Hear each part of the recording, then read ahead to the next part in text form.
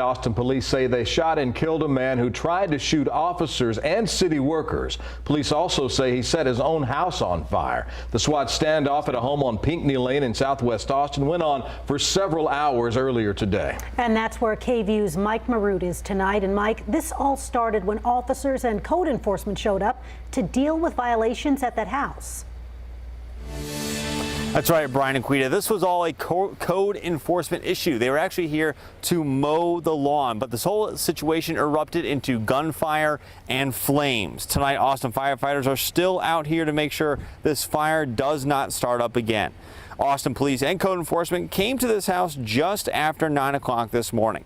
They say the man living here did not keep his grass moved to City of Austin to City of Austin standards. They'd been here before, but this time police tell us he fired guns at the officers and code enforcement, forcing them to take cover. SWAT and mental health professionals then arrived just after 10:30, and Austin Police Chief Joseph Chacon says officers tried talking to the man inside over a loudspeaker for several hours. Officers were in the back of the residence, and they began to take gunfire from the suspect.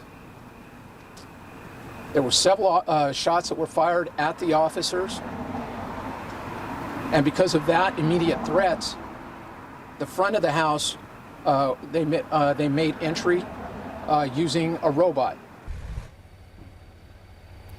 Now, when that robot went inside, it showed officers a fire had started. The fire grew, and when officers tried to go inside to get the man out, he shot at them again.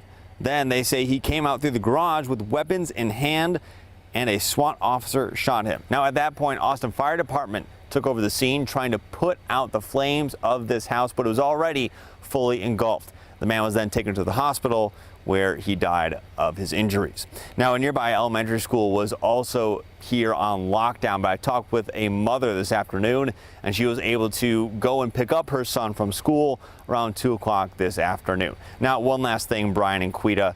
The officer who shot the man who was inside that house is now on paid administrative leave, which is standard procedure. And people who live here in this neighborhood are able to go back home.